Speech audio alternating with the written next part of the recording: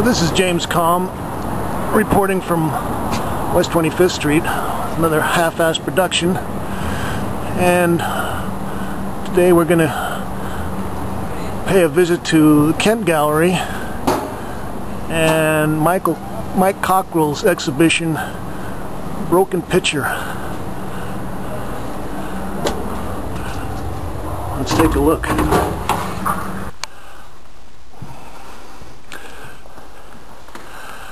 Okay, here's an installation view of Mike Cockrill's latest painting exhibition.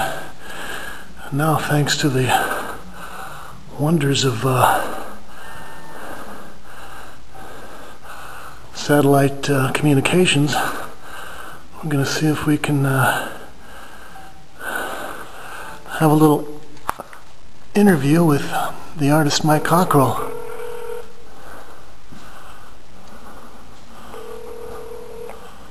Hello. Hi Mike, it's James Kalm. Hey, hi Pete. How are you doing? Good. Am I catching you at a bad time? No, I'm just on the street. Broken Picture. Oh. Yeah, Brocken Picture, that's based on a children's rhyme about losing your virginity. Most people don't know, well, the French know what a broken picture is. But when the children are singing a little song about poor Molly breaking her pitcher at the well, it's like one of those nursery rhymes, but they don't really know what it means. But in this painting, Molly doesn't really mind what happens, you can tell. She's actually pleased about it. She was happy to break her pitcher, huh? Yeah, her pitcher got broken, and the kids, it's a scandal for the children. Now, you'd been saying that you'd had some people that were interested in maybe writing some reviews, but they decided that maybe some of this work was a little too risque. Yeah, I don't know if I should say publication. Well, you... Publication. Okay, well... Pictures of my work in the past, and they found... And you know what? The image they wanted to do was just the triptych. See the triptych over there? The big triptych, sure. Now, the girl laying in the grass, she's a virgin, you know?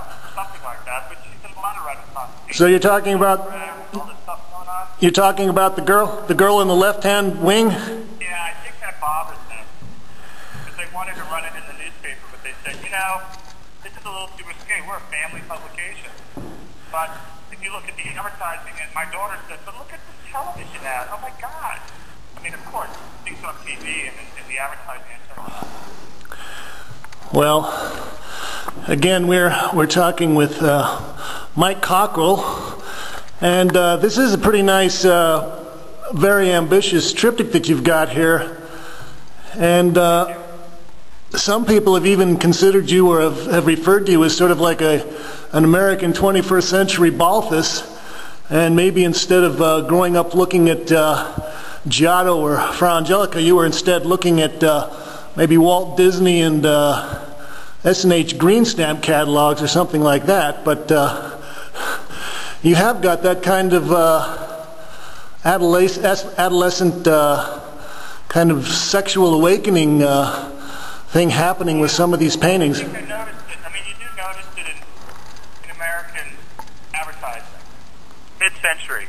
You see it in the children's books, and I went back and was looking at some children's books, and I noticed how loaded it was. I don't know if I noticed it when I was a kid, but it sure started looking loaded to me now.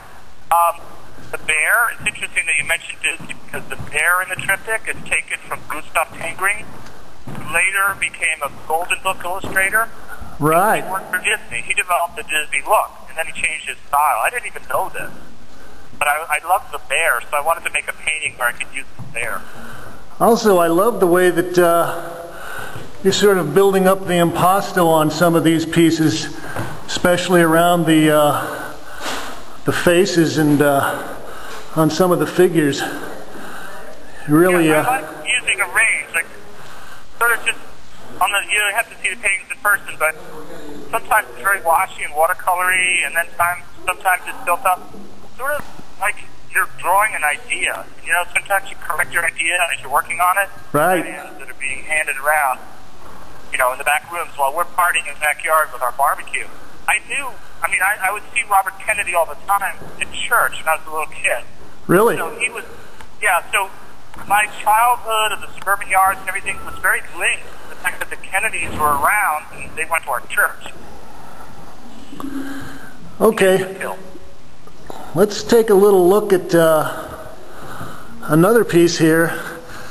It's called Madonna of the White Jet.